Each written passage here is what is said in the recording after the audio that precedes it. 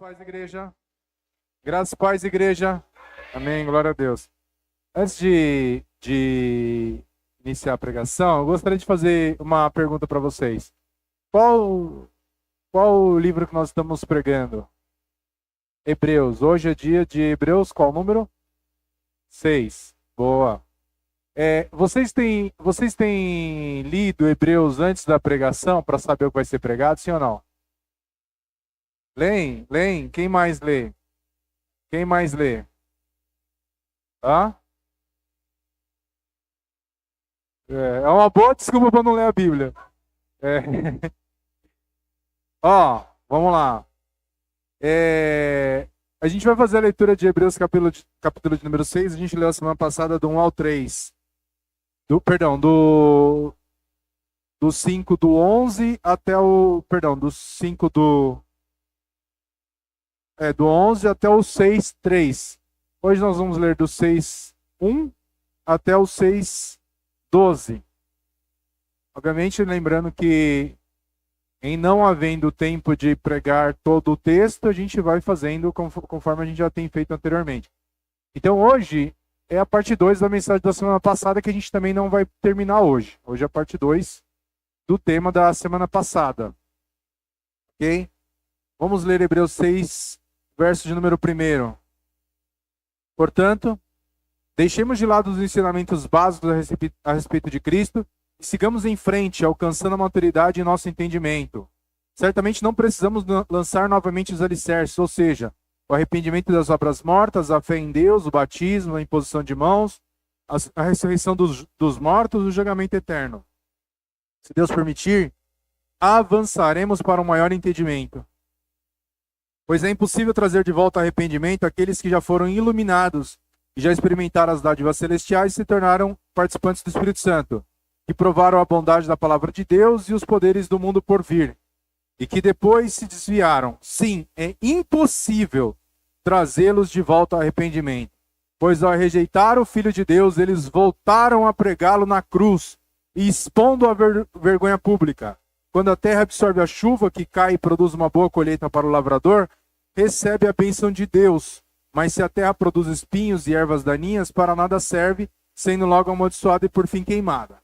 Amados, embora estejamos falando dessa forma, na realidade não cremos que isso se aplique a vocês. Temos certeza de que estão destinados a coisas melhores que pertencem à salvação, pois Deus não é injusto. Não se esquecerá de como trabalhar arduamente para Ele e de demonstrar seu amor ao cuidar do povo santo, como ainda fazem. Nosso desejo é que vocês continuem a mostrar essa mesma dedicação até o fim, para que tenham a plena certeza de sua esperança. Assim não se tornarão displicentes, mas seguirão o exemplo daqueles que, por causa de sua fé e perseverança, herdarão as promessas. Vamos lá. Esse é considerado por muitas pessoas, das quais eu faço parte, como o texto mais difícil de todo o Novo Testamento. Se não é o texto mais difícil de todo o Novo Testamento, é um dos mais difíceis, mais complexos de todo o Novo Testamento. Olha só o que o escritor aos Hebreus fala na sessão anterior. Para deixar o leite e entrar no alimento sólido. Na repreensão, ele vai falar que o alimento sólido é para os adultos e que pela prática constante são capazes de distinguir entre o certo e o errado. Ele inicia aqui no verso de número 1, né?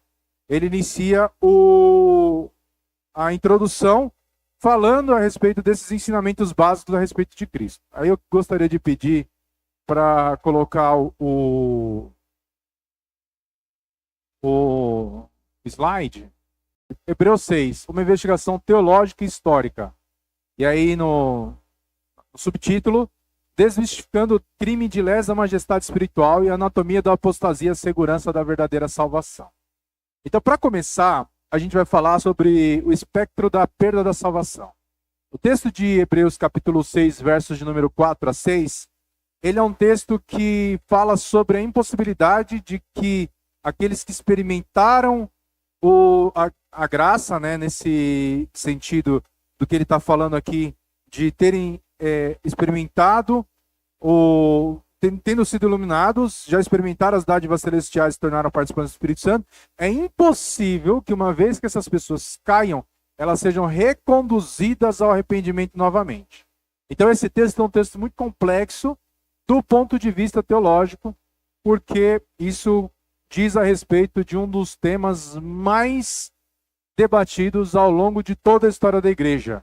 Então, ao longo dos 2000 anos de teologia, muitas pessoas usam esse texto de diferentes formas para dizer a respeito da soteriologia, que é a doutrina da salvação. Pode alguém que uma vez foi salvo, alcançou a graça de Deus, o favor de Deus, teve seu nome escrito no livro da vida, perder a salvação? Então, qual que é a forma como a gente enxerga esse texto? Existem 3 formas da gente enxergar. A primeira é a lente arminiana, que diz que prova que um crente verdadeiro ele pode perder a salvação ao cair.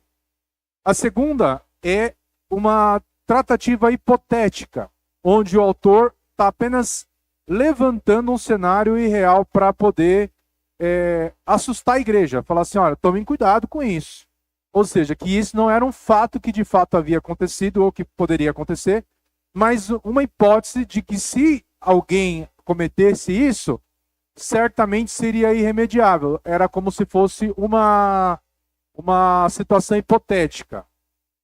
Como se a gente dissesse assim, olha, a gente viu aí recentemente, a gente teve um caso aí muito discutido, muito debatido, que foi a questão da moça que foi atirada de um precipício num local lá onde estava sendo feita a prática de rope jump. Então, é como se eu dissesse assim, olha, se você pular de um penhasco sem corda, você vai morrer. Não quer dizer que isso, de fato, vá acontecer com alguém, mas que poderia acontecer se alguém pulasse sem corda. Então, é uma situação hipotética, né? De fato, a gente está falando de uma coisa que de fato aconteceu, mas seria uma forma do escritor dizer, olha, tomem cuidado, é uma severa advertência contra esse tipo de situação. E outro ponto, né, que é a lente pelo qual nós enxergamos as escrituras, né, que vai de encontro e corrobora com outros textos bíblicos. A Bíblia ela não pode ser lida a respeito de um assunto apenas do seu ponto de vista imediato. Então, na teologia, a gente sabe que existe o contexto imediato, o contexto próximo, o contexto remoto, e que a própria Bíblia interpreta a Bíblia. Então, existem outras formas da gente entender um texto, trazendo outros elementos para dentro desse texto que formem um pensamento mais completo. Então, na lente reformada, vai dizer que o texto descreve uma categoria totalmente diferente de pessoa. Essa é uma pergunta que a gente precisa fazer, né? O que o texto está dizendo? Que é uma coisa que o crente verdadeiro pode perder a salvação, é uma situação hipotética, está sendo levantada apenas para poder trazer uma advertência para a igreja, ou o texto está falando de uma categoria totalmente diferente de pessoa? São os crentes genuínos ou não? São outras pessoas, são crentes que são pessoas que estavam na igreja, mas que de fato não eram cristãos. Então, primeiro a gente precisa entender que o autor de Hebreus ele não estava respondendo ao nosso debate moderno, aquilo que a gente enxerga hoje como sendo a teologia do século XXI. Ele estava lidando com uma crise de lealdade no primeiro século. Então, qual que era o contexto daquela época? A Epístola aos Hebreus havia sido escrita para um conjunto de judeus que faziam parte de uma comunidade romana, ou seja, eram judeus, né, uma comunidade judaica, dentro de um contexto onde a sociedade era romana. E o que estava acontecendo ali? Havia uma perseguição intensa aos cristãos do primeiro século. Então, o texto foi escrito antes do ano 66 depois de Cristo, a partir da Itália, provavelmente de Roma, e era um conjunto de cristãos de segunda geração, ou seja, judeus que haviam reconhecido que Jesus Cristo era o Messias. Mas qual que era o problema que aquela comunidade judaica estava enfrentando? Um grupo judeu que estava dentro de uma comunidade romana que havia se convertido ao cristianismo. Qual que era o problema que eles enfrentavam naquela ocasião? Havia uma intolerância brutal e uma perseguição do Estado à igreja. Então havia uma extrema perseguição com o risco iminente de morte. Ou seja, os cristãos judeus daquela época, eles estavam sendo tentados a retroceder, porque eles estavam vendo que aquele caminho não fazia muito sentido, que eles não tinham tido nenhum benefício. Eles tinham uma vida próspera, confortável, de certo prestígio dentro da religião judaica, e uma vez que eles se tornaram cristãos, eles passaram a ser perseguidos, passaram a ser odiados, passaram a ser condenados, e muitos deles correndo risco de morte. Eles falam assim, não estou vendo vantagem nisso, o que a gente faz? Vou continuar aqui, né? Não é melhor voltar para onde eu estava? E aí, qual que é a tentação que eles estavam enfrentando? Um desejo de abandonar Cristo e retroceder à segurança jurídica e cultural do judaísmo do Antigo Testamento. Então, essa era a pressão que eles enfrentavam. Era um grupo de judeus convertidos ao cristianismo, que estavam passando por diversas perseguições políticas, religiosas e culturais, e eles tinham uma tentação de retroceder ao judaísmo, porque não estavam vendo muito benefício naquilo que eles estavam vivendo. E é nesse contexto que o apóstolo ele vai trazer essa repreensão de dizer, olha, tomem cuidado nesse retrocesso. E aí haviam dois perigos na linha de frente, né? Que era o estacionamento espiritual e havia também um outro ponto que era o ponto de ruptura. O que era esse estacionamento espiritual? É o que Hebreus 5 vai dizer, que é a imaturidade. Ou seja, a congregação ela parou no ABC do evangelho. Eles não conseguiram avançar no conhecimento e avançar no seu relacionamento com Cristo.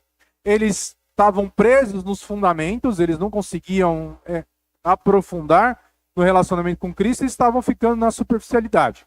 E aí, Hebreus capítulo 6, versículo 2, vai dizer assim: certamente não precisamos lançar os alicerces, novamente os alicerces, ou seja, o arrependimento das obras mortas, a fé em Deus, o batismo, a imposição de mãos, a ressurreição dos mortos e o julgamento eterno. Então, o que ele está falando aqui? Sobre três pares de situações. Então, na primeira, ele fala sobre arrependimento das obras mortas e a fé em Deus, que fala de um estágio inicial de relacionamento com Deus, ou seja, quando eles conhecem a Cristo. O segundo, ele vai falar sobre sobre batismo e imposição de mãos. Quando ele fala sobre batismo, aqui em algumas traduções vai falar no plural, simbolizando todo tipo de ritual de lavagem e purificação que havia naquele contexto para os judeus. Então, de purificação pela lavagem, banhos ritualísticos, entre outras coisas, e imposição de mãos, que podia ser tanto uma imposição de mãos para cura, ou para ordenação de obreiros e ministros, entre outras coisas, mas ele está falando de um segundo estágio desse relacionamento. E o terceiro, ele vai falar sobre a ressurreição dos mortos e o julgamento eterno, ou seja, o estágio final desse relacionamento. Dizendo que tudo isso fazia apenas parte da base de uma construção, era o alicerce. E ficar preso nisso era como se aquela construção nunca, de fato, viesse a acontecer e sempre ficasse só na superficialidade, só no alicerce. Imagine você que você está passando por um lugar, e aí de repente você passa por aquele lugar e tem um terreno à venda. Você observou que aquele terreno está à venda, e quando você olha na semana seguinte, aquele terreno foi vendido, colocaram os tapumes e iniciou-se ali um trabalho de construção. No período em que está sendo feito o alicerce, nada pode se ver de fora para dentro, porque está no alicerce. Só que passam-se tempos, semanas, meses, anos, pessoas continuam trabalhando naquele lugar, mas você não consegue ver nada porque eles estão no alicerce. Ou seja, trabalhar no alicerce incessantemente é uma coisa sem fruto, sem valor, sem nenhum sentido. Você está vendo as pessoas trabalhando, mas você não está vendo a construção. Você só está ali no alicerce, alicerce, alicerce. A não ser que eles estejam cavando um túnel do metrô, aquilo não faz sentido. Então, qual que é o objetivo do alicerce? O objetivo do alicerce é que seja colocado uma construção em cima, seja uma edificação. Então, o que ele está dizendo? Que não faz sentido, e isso representa a maturidade espiritual, ficar só nos alicerces. Ele está falando, não precisamos lançar novamente os alicerces. Uma vez que os alicerces foram lançados, e quais são esses alicerces? É aquilo que a gente estava falando semana passada. Para os reformadores, o que eram os alicerces espirituais? Aquilo que eles precisavam saber de início. A primeira coisa que eles precisavam saber: o credo apostólico, os 10 mandamentos e o Pai Nosso. É saber no sentido de ter conhecimento? Não. é saber, entender e ter conhecimento suficiente para explicar e ensinar as outras pessoas. É como se eles precisassem pagar aquilo do qual eles receberam. Ou seja, eles se alimentaram daquilo e eles agora precisam devolver para a comunidade cristã aquilo do qual receberam, que é justamente passar esse conhecimento a outras pessoas. Então seria cumprir aquilo que Cristo diz em Mateus, que é o ide por todo mundo e pregar o evangelho a toda criatura. Essa ordem imperativa, ela não é exclusiva para cristãos em estágios diferentes de maturidade espiritual. Não está falando que o cristão que está há X tempo na igreja, ele tem que pregar o evangelho. Diz que todo cristão, uma vez que recebeu a salvação, o dom de Deus, a graça e o conhecimento, ele deve também passar esse conhecimento a outras pessoas. Então, se não faz isso, e a pessoa está sempre ali naquela superficialidade, o que ele está fazendo? Lançando alicerce em cima de alicerce, ou seja, nunca se vê fruto daquilo que ele está fazendo.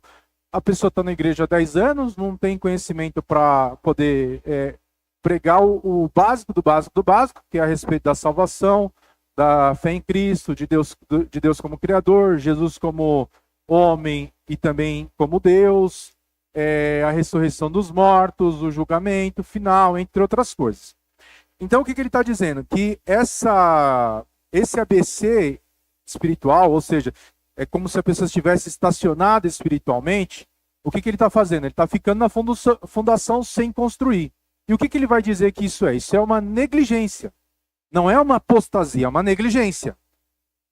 Já a apostasia já está falando de algo muito pior. Que aí a gente vai falar sobre isso também. A negligência, ele é um pecado, mas não um pecado irremediável. Pode voltar, André. Pode deixar lá onde estava ainda. É um pecado, mas não um pecado irremediável. Então, para vocês entenderem, imagine um exército onde existe uma fortaleza muito bem construída. E essa fortaleza depende de um sistema de segurança para que funcione. E esse sistema de segurança são quem? São os atalaias, os soldados, aqueles que estão vigiando os muros, as brechas, as entradas, as saídas. Então, para que esse sistema funcione, precisa que essas pessoas estejam trabalhando bem. Um soldado que é negligente, no sentido de dizer que ele dormiu no seu posto, isso representou um perigo, e esse perigo pode ter sido real ou hipotético, vamos supor, não, ele dormiu e por ele ter dormido entraram e conquistaram a cidade. Ele negligenciou a sua posição, isso é uma falta grave, mas não é uma falta irremediável. Já quando a gente fala do ponto, né, de ruptura, como a gente está falando aqui, que é o perigo 2, aí já é algo muito pior, que aí é irremediável. E aí a gente vai falar aqui, eu gostaria de trazer para vocês um panorama. Eu não sei se vocês assistiram o filme 300. Todos vocês assistiram o filme 300? Quem não assistiu? Quem assistiu? Levanta a mão. 300 tem que assistir, gente. Assistiram ou não? Então, beleza. Vamos falar do filme 300. Qual que é o contexto do filme 300? É uma situação, obviamente, ali que está sendo retratada, que existe um romantismo em torno da obra, mas aquela situação, de fato, ela é histórica. Parte dela é histórica. Qual que é a parte histórica? Que 300 soldados do rei Leônidas, eles enfrentaram o poderoso Império Persa. Qual foi a estratégia que eles haviam criado para poder enfrentar esse poderoso Império Persa? Eles haviam posicionado os seus melhores soldados, seus melhores guerreiros, 300 de Esparta, em um lugar onde não se podia ter um combate numeroso. Esse combate tinha que ser corpo a corpo. Então, Xerxes tinha um exército a história vai dizer, de 500 mil homens. No filme são milhões e milhões de pessoas, mas vamos dizer que ele tinha um exército de 500 mil homens. Num lugar fechado, numa fenda, não dava para se confrontar 500 mil contra 300. Mas ali o tempo todo era 300 contra 300. E entre soldados, o exército de Leônidas, que era um exército muito mais bem preparado, ele conseguia igualar o combate, que era muito numeroso, ou seja, era impossível ele vencer um exército tão numeroso, mas no corpo a corpo ali se resolvia. Ok? O que ele faz então? Ele leva o combate para um lugar onde não se podia ter, o número já não fazia diferença. Eles tinham que vir empilhados e eles conseguiam vencer os soldados que apareciam ali no combate corpo a corpo. Ali existem duas situações. Primeiro era a situação de um homem que chamava Eufiates, que esse Eufiates ele era ele fazia parte, né? Ele era um espartano, mas por conta da deficiência dele, ele tem que sair de Esparta para que não morresse. Sua família, então, que também era o pai dele também era um guerreiro, foge de Esparta porque a deficiência na antiguidade era tratada como algo que precisava ser morto. Então, naquele contexto, ele seria morto, seus pais levam ele para um outro lugar, mas ele tinha esse sentido de pátria, ou seja, ele era um patriota no sentido de dizer que ele tinha amor por Esparta, ele queria fazer parte de Esparta. E naquele cenário de guerra, ele quis lutar por Esparta e se tornar um soldado espartano. E o Leônidas então fala para ele que ele não podia, porque ele não conseguia nem levantar o escudo, e a defesa do exército do soldado que estava ao lado era o escudo do soldado que estava ao lado dele. Então, quem fazia a segurança de um soldado era o outro soldado. E pelo fato dele não conseguir levantar o escudo, ele não podia lutar, mas que ele podia ajudar de outras formas. E o que ele faz então? Ele vai e ele trai o exército, o rei Leônidas de Esparta, e ele se vende para Xerxes. Quando ele se vende, ele revela uma fraqueza, que na verdade era um outro caminho pelo qual o exército de Xerxes poderia chegar e surpreender eles por trás, ou seja, eles ficariam completamente sem defesa. Ao fazer isso, quando eles vão e conseguem romper essa barreira e encontrar essa deficiência, Leônidas então olha para aquele deficiente e profere algumas palavras de sentença e juízo. Imediatamente se vê que ele se arrependeu do que ele havia feito. Porém, aquele arrependimento já não podia mais fazer absolutamente nada, porque ele tinha cometido um crime que era conhecido como um crime de lesa majestade. O que significa isso? Que o crime dele, ele era sumariamente punido com a morte. Ou seja, ele se arrepender não mudaria o fato de que ele estava condenado à morte. Já era, não tinha mais nada que ele pudesse fazer. Nada. Ou seja, a partir daquele momento, a punição dele era a morte. E havia um outro grupo de soldados, que era um grupo fazia parte de uma aliança de soldados, que eram os soldados que haviam ido lutar com Xerxes, que era um rei, um outro rei que havia ido lutar com Xerxes, mas não eram espartanos, ou seja, faziam parte daquela aliança. Em determinado momento, quando eles viram que a batalha se tornaria invencível, que era loucura continuar lutando naquela batalha, o que ele faz? Eles desertam, eles fazem uma coisa que é chamada de deserção. E aí é onde vai usar o Código Militar Romano e o crime de lesa majestade, que é o pacto de lealdade. Ou seja, aquele soldado havia jurado lealdade absoluta a Leônidas naquela batalha, mas o que ele faz? Ele se rebelou, ou seja, uma corte inteira deserta ou se rebela quebrando um pacto. Ou seja, aqueles homens, aquele grupo de soldados que havia ido lutar com Leônidas, eles simplesmente abandonam Leônidas na batalha ali, falam assim, a gente está indo embora, porque essa batalha aqui é impossível de vencer, a gente está saindo. Nesse crime de lesa majestade, que é a traição contra o próprio soberano, é um ataque pessoal ao rei, que é o caso do que o Eufiates fez. Já a deserção é uma coisa utilizada pelo contexto militar. Hebreus vai utilizar essa lógica jurídica do tempo para poder falar o que é apostasia, que não era uma falha, não era um acidente. A apostasia não era um acidente, não era um tropeço moral. Era uma alta traição cósmica, ou seja, algo muito pior do que alguém que cometeu um deslize. Então, alguém que cometeu um deslize é aquilo que a gente falou anteriormente, que é a pessoa que ela dormiu no seu posto de trabalho. Já quando a gente fala dessa apostasia, é como aquela pessoa que cometeu um ato de alta traição, ou seja, não foi um vacilo, foi uma traição. E a essa traição a punição é completamente diferente. Porque enquanto nesse crime dele simplesmente dormir no seu posto e ter cometido um vacilo, ele poderia ser punido, isso não era irremediável, ele poderia ser restaurado. No crime de lesa majestade, na alta traição, na apostasia, isso não aconteceria. Por que a gente está falando sobre isso? Porque esses termos que são utilizados em Hebreus, eles não foram utilizados em outros exemplos na Bíblia Sagrada. Por que eles são utilizados? Porque eles eram termos jurídicos comuns à sociedade romana da época. Então os romanos entendiam bem o que esses termos significavam.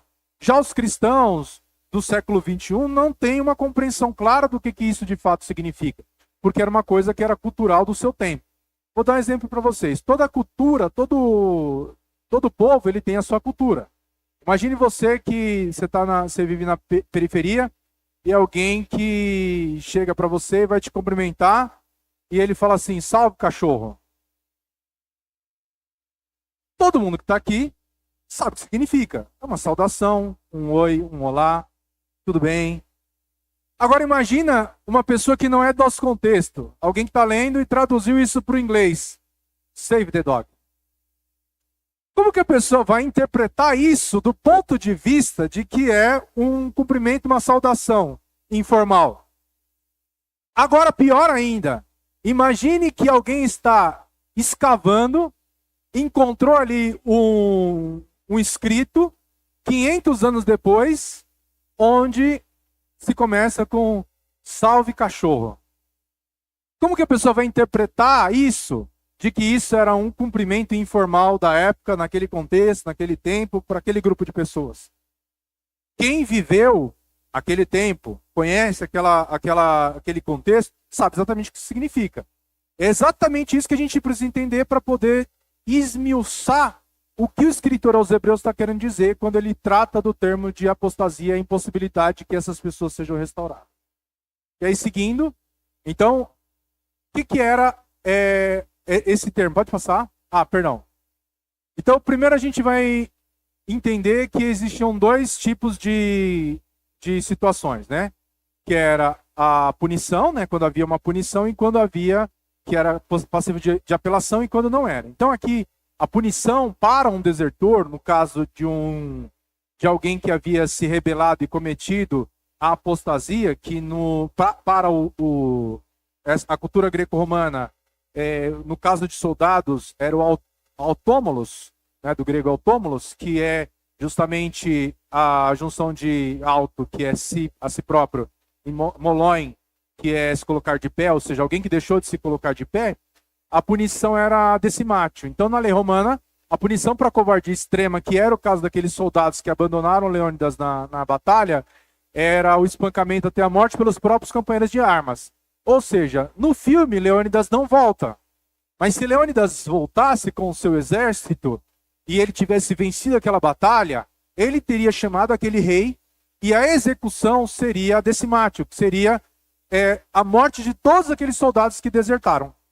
Sem apelo, sem discussão, sem possibilidade de qualquer tipo de intervenção. Então não tinha direito à apelação e a memória do traidor era apagada. A família deles também era morta. Não tinha esse negócio assim, uma vez que ele era um desertor, toda a família morria. Quando a gente assiste filmes de época, isso é mais fácil da gente entender. Então, num dos primeiros capítulos da série Game of Thrones, existe uma situação em que o Ned Stark, que até então era o principal personagem da série, ele é morto acusado de alta traição. E a pena capital dele era a decapitação. Por quê? Porque ele descobre que o rei Joffrey ele não era um rei legítimo. E ao descobrir isso, ele tenta fazer com que o rei seja deposto. Só que ele tinha argumento e tinha verdade naquilo que ele estava fazendo. Mas ele foi acusado de traição e a punição era a morte por decimatio, ou seja, ele foi morto. E aí o que ele vai dizer em Hebreus capítulo 6, versículo 6? Que uma vez que essas pessoas que provaram do dom celestial e eles se rebelaram, eles apostataram, eles causaram para si uma desonra tão grande que vai dizer assim que é impossível renová-los, porque ao rejeitarem o único sacrifício válido após conhecer a verdade, eles pisaram na única corda de resgate disponível, ou seja, eles repudiam ativamente a cura. Então esse grupo de pessoas aos quais Hebreus está falando, não era alguém que tinha só fraquejado, vacilado. Era alguém que tinha, de fato, caído de uma forma irremediável. Aí o que a gente precisa entender, né? Aí pode passar sobre essa questão. Aí vai falar sobre o paradoxo dos privilégios espirituais. Qual que é esse paradoxo, né? Então ali você tem um grupo de pessoas, né? Que foram iluminados, ou seja, tiveram uma iluminação intelectual da teologia, mas sem a regeneração do coração. Eles provaram o dom celestial, participaram do extremo banquete da igreja, mas sem engolir o alimento sólido, e também participantes do Espírito Santo, vivenciaram as operações comuns do Espírito na comunidade, mas sem a transformação interna. Então aqui a gente chega no ponto de quem eram essas pessoas que apostataram e qual que é o paralelo que a igreja faz com esse contexto do exército greco-romano. Aconteceu um acidente aqui. Caiu água. Então, nesse contexto, haviam dois grupos de pessoas. Haviam aqueles que eram salvos em Cristo, santos, e haviam aqueles que haviam participado das coisas da igreja, e a gente vai falar sobre essas pessoas, mas não faziam parte dessa igreja. Tentar trazer para vocês aqui esse paralelo.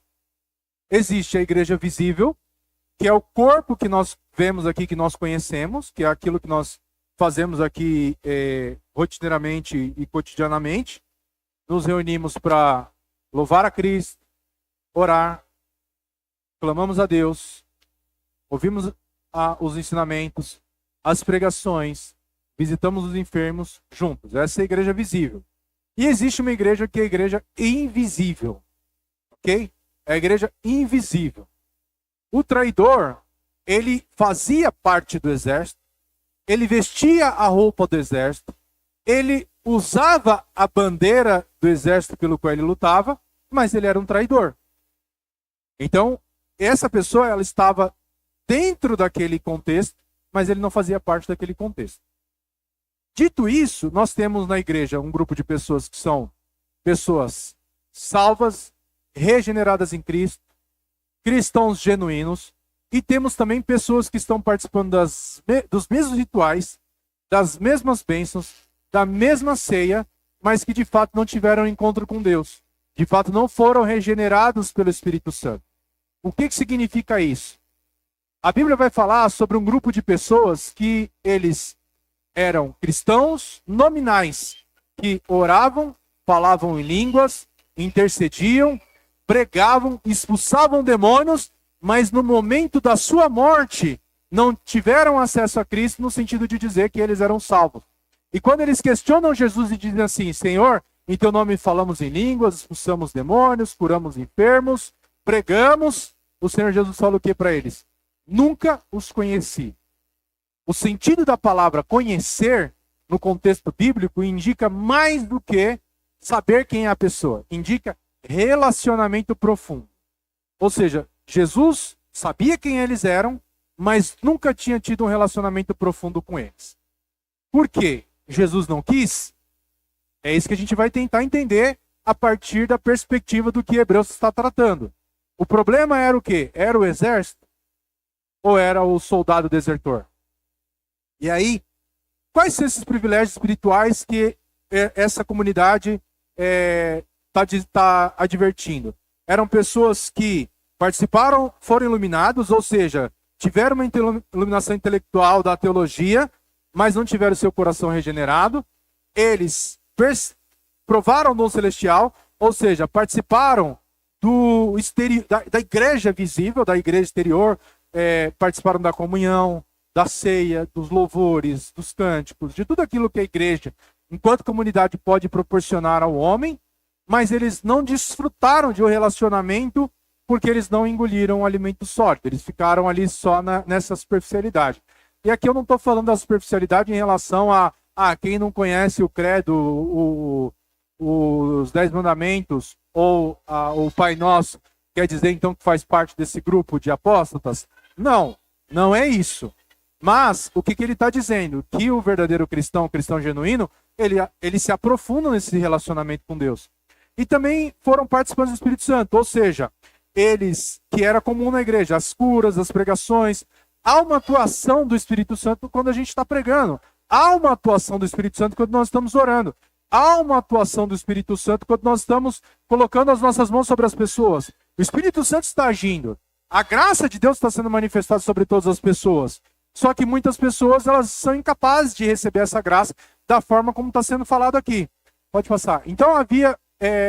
Perdão, volta só para ler aqui esse subtítulo. Então o pensamento bíblico ele é corporativo. O indivíduo ele pode usufruir da aliança da comunidade de Israel sem ter o coração submisso a Deus. Ou seja, ele está participando, mas o coração dele não é voltado para Deus. Ele está ali, mas ele não está ali. O que a gente vai ver na Bíblia? Vários exemplos, não um, nem dois, mas vários exemplos de pessoas que estavam participando da mesa, tanto com Cristo quanto no Antigo Testamento, mas o coração deles estava distante. Ou seja, quem foi o povo que morreu no deserto? Quem foi o povo que morreu no deserto, julgado, que a terra engoliu, que estava adorando bezerro de ouro? Era o povo que havia visto Deus livrar os israelitas do Egito através das pragas, era o povo que tinha visto o mar se abrir, era o povo que tinha visto Deus enviar o maná todos os dias, era o povo que tinha visto Deus tirar água da rocha, transformar a água amarga em água potável, era o povo que tinha visto Deus fazer com que a roupa crescesse no próprio corpo, eram as pessoas que tinham visto Deus fazer muitos milagres. Mas a Bíblia vai falar dessas pessoas como muitos deles sendo réprobos, pessoas que não alcançaram a salvação porque eram pessoas que não faziam parte.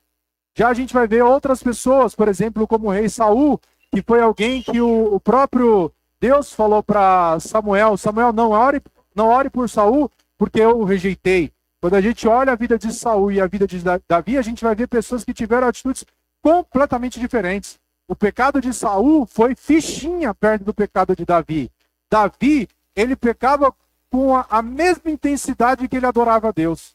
Mas a Bíblia diz que ele era alguém que, o coração de Deus, se movia em favor dele. Por quê?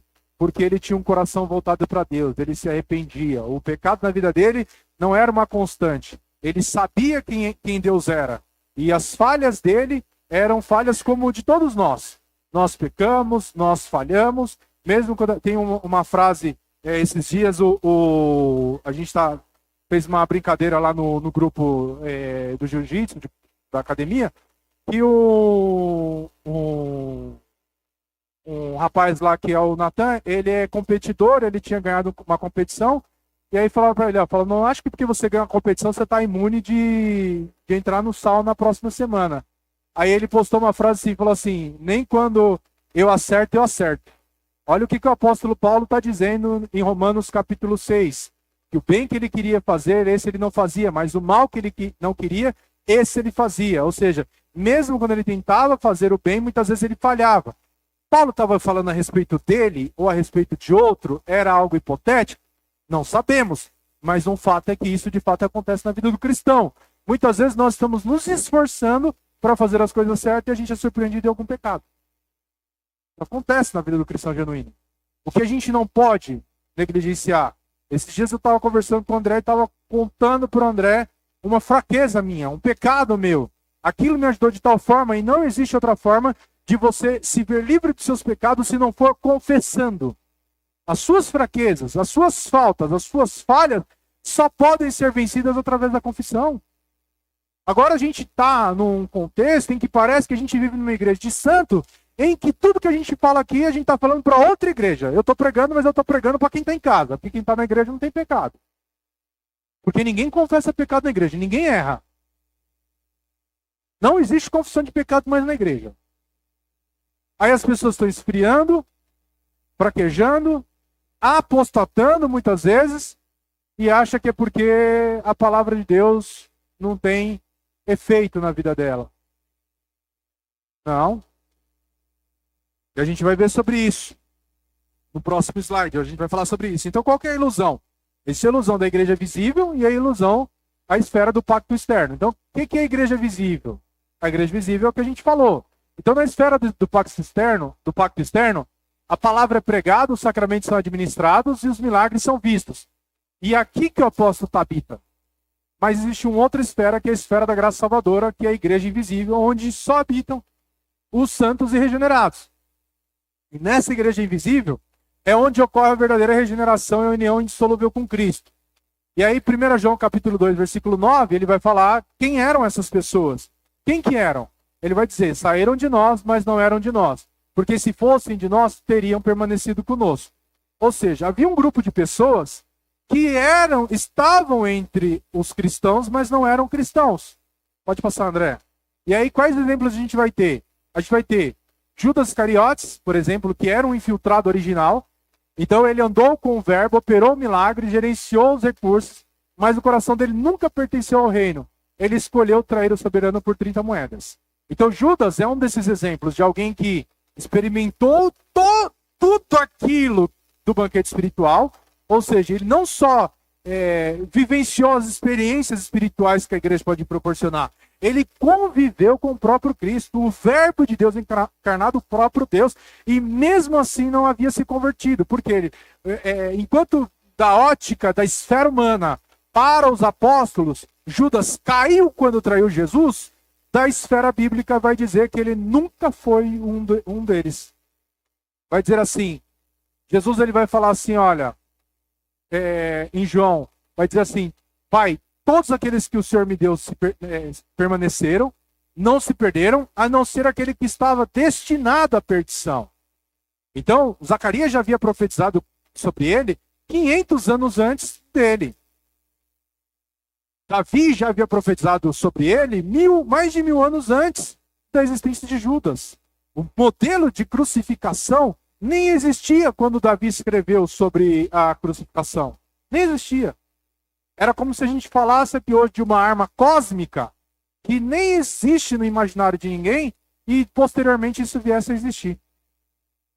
Então, para Davi, ele estava falando profeticamente de algo que ele nem conhecia. Mas a Bíblia já dava relatos do que era a crucificação antes mesmo dela existir. Então, do aspecto soberano de Deus, Judas nunca foi um salvo. Do aspecto da igreja, Judas caiu e se apostatou. Karl Marx é um outro exemplo de alguém que conheceu a Cristo, mas se apostatou. Karl Marx conhecia a linguagem religiosa, ele era neto de rabino, havia se convertido ao cristianismo, sido batizado, escreveu sobre conceitos bíblicos, mas ele voltou-se contra ela como um inimigo intelectual formidável. Os escritos de Karl Marx, sociológicos, eles são mais do que anticristãos, eles são satânicos. Havia um trabalho, um esforço homérico de Karl Marx em destruir a religião cristã. Alguém que havia saído de dentro do cristianismo. Um outro exemplo disso é o do Bart Ehrman, que era um acadêmico que havia escrito, que era o cara que mais tinha escrito sobre Jesus histórico, e escritos que até hoje eles são conhecidos, e que estudou nos maiores seminários evangélicos, mas ele torna o principal crítico moderno da confiabilidade do Novo Testamento. Ou seja, ele se tornou um ateu, e não só ateu, ele tinha um esforço homérico em destruir aquilo que ele mesmo havia falado. Então, quem são essas pessoas? Eles não são crentes fracos. Não foi o crente que caiu no pecado e ele está ali pedindo a graça e a misericórdia de Deus para voltar para Cristo. Eles são inimigos declarados que um dia vestiram o uniforme do exército pelo qual eles lutavam contra hoje. Então eles eram como se fossem verdadeiros infiltrados. Essas pessoas são impossíveis de serem alcançadas, uma vez que eles experimentaram o dom da salvação. Só que do ponto de vista da soberania divina, essas pessoas nunca foram cristãos salvos, genuínos, pessoas dos quais a palavra de Deus vai falar a respeito dessas pessoas. E o que ele vai dizer a respeito disso? No versículo 9, existe aqui uma chave muito importante. Estamos falando dessa forma, na realidade, não cremos que se aplique a vocês. Ou seja, o escritor tem o cuidado de dizer o que eu estou dizendo não necessariamente diz respeito a vocês que estão ouvindo essa palavra. E aí, no verso anterior, ele vai falar sobre o teste da terra e a metáfora agrícola. Qual que é o teste da terra? O teste da terra é o seguinte. Quando a chuva cai, pode passar. vai dizer que a mesma chuva que cai sobre o solo bom e o solo ruim, ela produz efeitos diferentes. A mesma chuva produz efeitos diferentes. A mesma chuva. Se eu tiver aqui um solo bom, essa chuva vai produzir frutos bons. Se eu tiver um solo ruim, essa chuva vai produzir solos ruins. Então a mesma chuva cai sobre ambos, representa os privilégios da igreja visível, a pregação da palavra, o ambiente e a adoração dos sacramentos. Ou seja, o que é a chuva? A chuva é a palavra de Deus sendo ministrada. A chuva são os louvores sendo entoados. É tudo aquilo que a igreja participa coletivamente. A mesma chuva que revela os frutos bons na vida de uma pessoa, essa mesma chuva vai revelar os frutos ruins na vida de outra pessoa. O que significa isso? Quando o solo é bom, o solo regenerado absorve a água, produz frutos úteis e a natureza do solo é transformada em bênção. Ou seja, a bênção de Deus aparece na vida do solo regenerado. Quando o solo é ruim, o solo não regenerado ele vai receber a mesma chuva, mas sua natureza caída só consegue usar esse recurso para produzir espinhos e abrolhos. O destino final é a queima, ou seja, fogo e maldição. Então, o que é a palavra de Deus? Para muitas pessoas, a palavra de Deus é aquilo que a Romanos vai dizer que é poder de Deus para a salvação. Para muitas pessoas é poder de Deus para a salvação. Para outras pessoas é perdição. Vamos dizer que aqui na igreja existe alguém que foi acusado de um crime. Foi acusado de um crime. As pessoas, a investigação chegou e aí sabem que a pessoa que cometeu o crime é daqui. Certeza que a pessoa que cometeu o crime é daqui. Aí quando a investigação chega, a prova está, vamos dizer que a prova está no celular da pessoa. E aí a polícia chega e fala assim, olha, quero ver o celular de vocês. O culpado, ele tem a prova no seu celular de que ele é o culpado. Para quem é inocente, ele fala, eu quero ser inocentado, eu quero sair daqui, não tem nada a ver com isso. O culpado vai falar assim, é um absurdo você querer ver o celular de todo mundo. É um absurdo você querer violar a privacidade das pessoas. Isso é o problema para quem? Para quem é o culpado.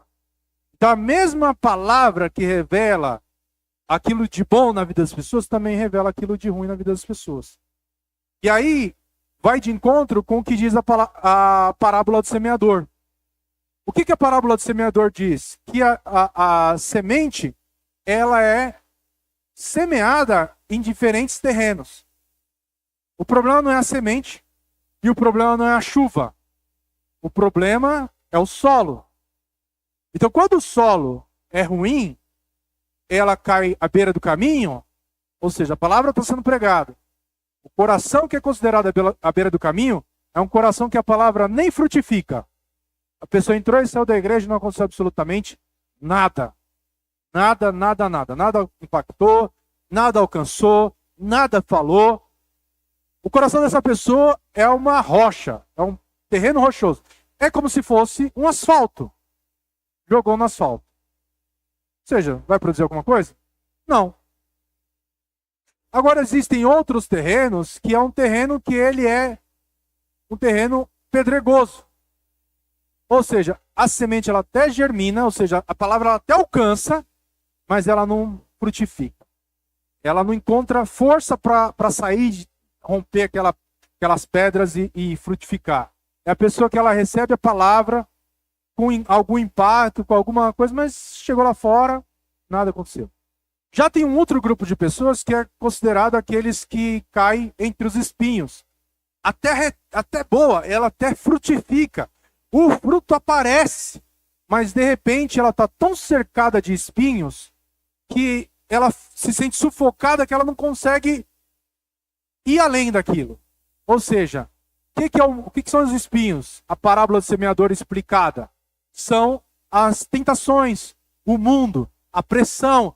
É a pessoa que ela não consegue vencer o sistema. Tipo assim, poxa, estou sofrendo uma pressão muito grande aqui no meu trabalho. Falar de Cristo aqui no meu trabalho, onde todo mundo é ímpio, onde todo mundo acha que fumar um baseado é normal, homossexualidade é expressão de amor e outras coisas. Isso aqui tá me pegando, eu não vou mais falar nada, e de repente a pessoa tá tão sufocada que ela não consegue mais estar naquele ambiente. Né? Não é no ambiente do mundo, é no ambiente da igreja. Então, a palavra em algum momento ela alcançou, frutificou, mas ela não prosperou. Ela foi sufocada. Mas tem uma semente que ela cai em uma terra fértil. E essa semente que cai em terra fértil, ela prospera 30, 60 e assim por um. Ou seja, ela não só frutifica, ela não só prospera, mas ela dá frutos. E esses frutos permanecem. Então, esse texto de Hebreus capítulo 6 é essa parábola aplicada. De que forma que essa parábola é aplicada? Existe um grupo de pessoas na igreja que não vão frutificar. E essas pessoas elas podem até participar dos dons, das bênçãos celestiais, mas que não vai. Do ponto de vista divino, Deus sabe quem é. Soberanamente falando, Deus sabe quem é. Do ponto de vista humano, nós não temos capacidade para tal. Eu não sei nem se meus filhos são salvos. Quem dirá os outros. Então, nós temos uma visão estritamente limitada.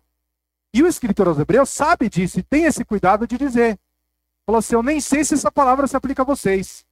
Eu nem acredito que essa palavra se aplique a vocês, mas é uma realidade que acontece no mundo da igreja, acontece no contexto da igreja. Há pessoas que estavam ali participando das bênçãos celestiais, dos cultos, das celebrações, da comunhão e que não vão sair da igreja e não vão voltar. Mas tem um grupo de pessoas que eles não são autômatos, eles não são aqueles que se desviaram de forma irremediável. Eles caíram, mas é reconciliável. O que significa essas pessoas que eles são apóstatas?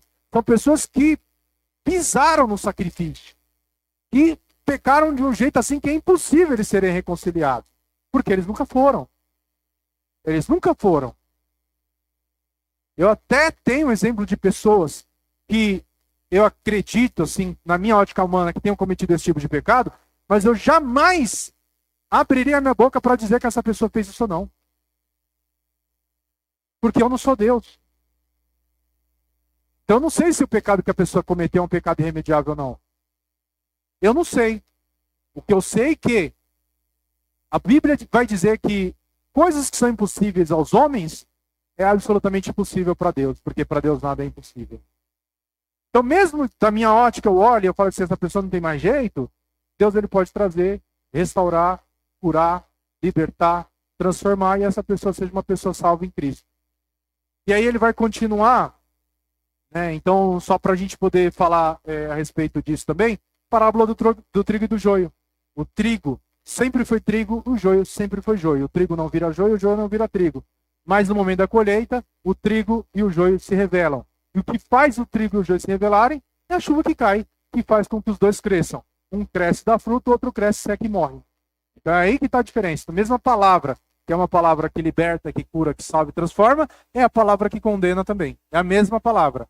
É o mesmo remédio. Que salva é o remédio que mata. Quem que salva? Salva aqueles que precisam dessa cura e que aceitam essa cura e que precisam desse antídoto. Aqueles que não têm essa característica, eles não podem ser alcançados. Então eu posso pregar e milhões de pessoas se converterem, eu posso pregar e nenhuma pessoa se converter. Eu não sei qual a terra, o que eu tenho que fazer? Pregar. Então, por que a gente tem que tomar cuidado? E aí é um ponto que a gente aprende. Muitos anos eu convivi na igrejas pentecostais, no sentido mais amplo da palavra, onde o resultado importava mais do que o método. Então, qual que é o nosso objetivo? Que mais pessoas sejam ganhas para Cristo, ou seja, mais pessoas respondam ao apelo na hora do apelo final da mensagem, mais pessoas levantem a mão. Isso de fato se reverte e se revela como uma verdade absoluta. Todo mundo que vai lá na frente aceita Jesus. De fato se converte? Não. Mas a minha busca por esse tipo de resultado vai fazer com que eu mude a mensagem. A mensagem ela vai tomar um tom emocional, a mensagem vai tomar um tom em que o resultado importe mais do que o método, e eu estou muitas vezes sendo negligente com a verdade bíblica. Eu estou tentando tocar o seu coração de uma forma de convencimento, sendo que a Bíblia vai dizer que quem faz isso é o Espírito Santo de Deus. Em contrapartida, eu posso vir aqui e pregar uma mensagem que para muitas pessoas é uma mensagem dura, é uma mensagem que não é palatável, mas essa mensagem ela pode produzir um fruto digno de arrependimento. Porque quem faz o milagre é o Espírito Santo de Deus. A Bíblia vai dizer que quem convence o homem do pecado, da justiça e do juízo vindouro é o Espírito Santo de Deus. Então a gente vai falar sobre o paradoxo das duas lentes, que eu já falei, mas eu vou repetir. Que é a lente divina, que é a perspectiva da soberania, e a lente humana.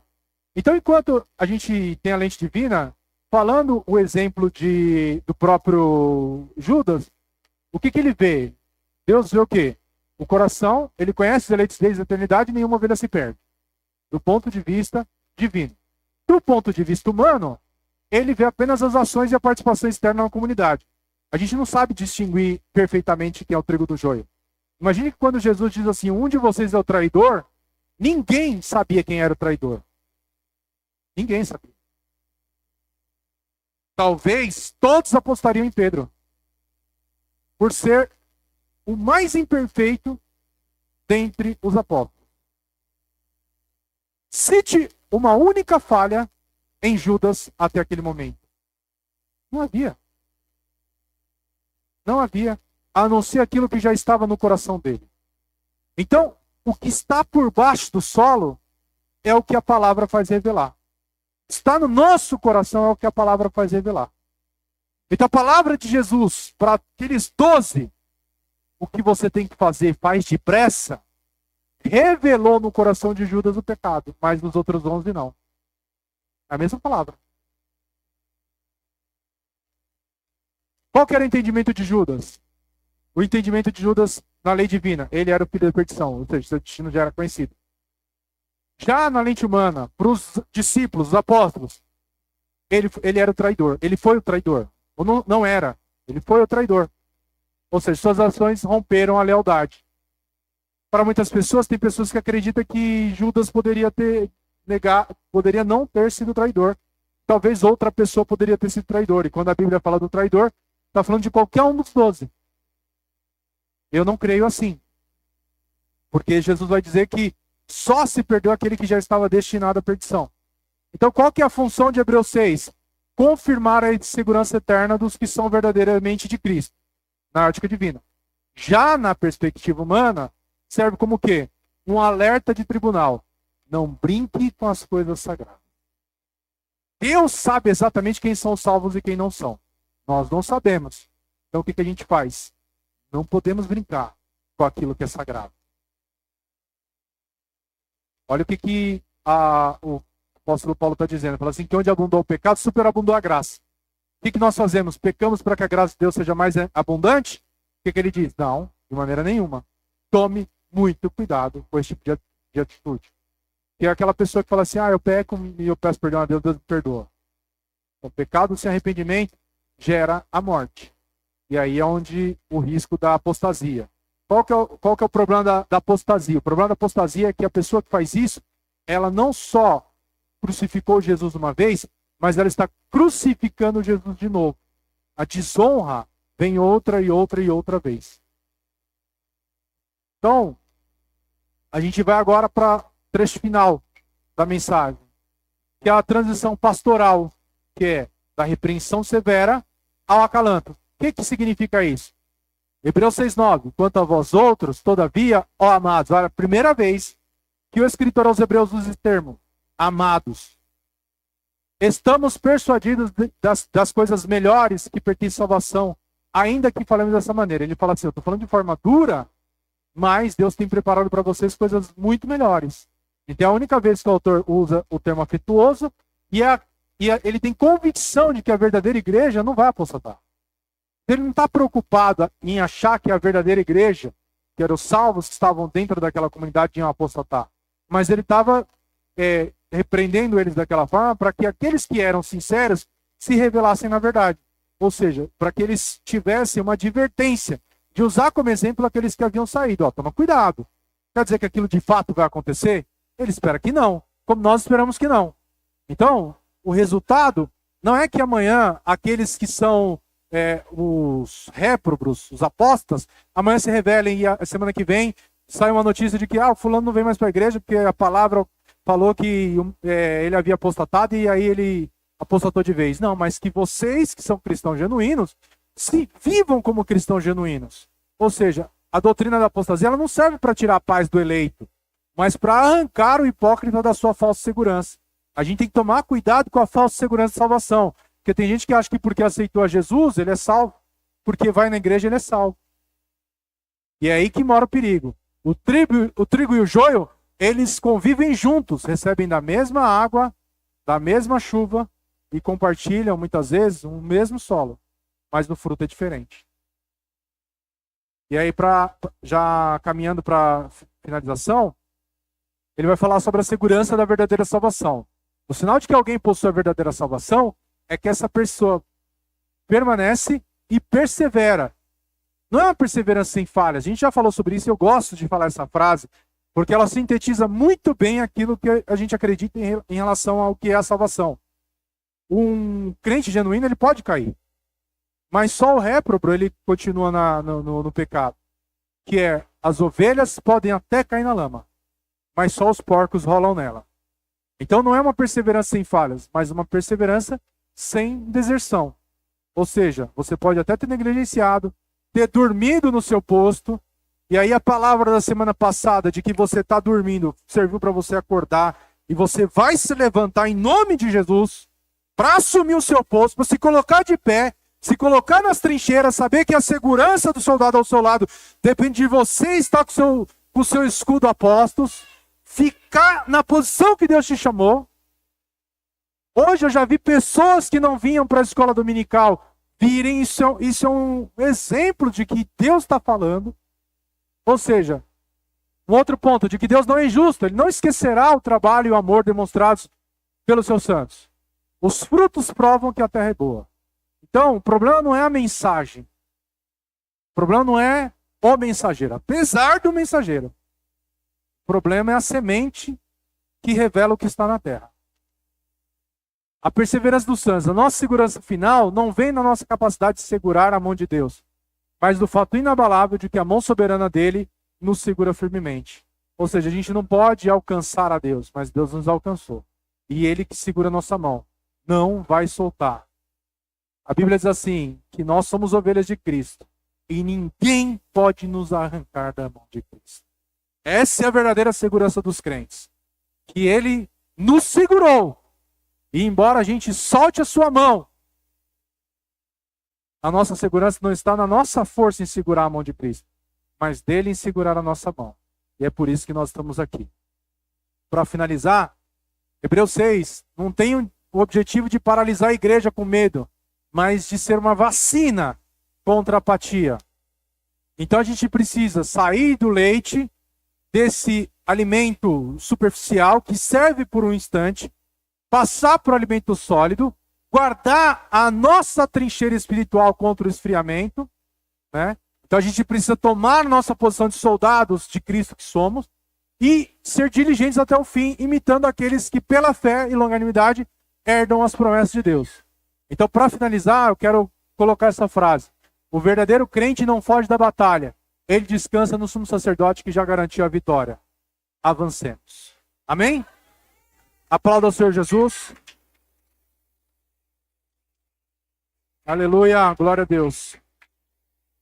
E que essa palavra alcance o seu coração e que você tome a sua posição de soldado que você é, para louvor, honra e glória do nosso Senhor Jesus Cristo.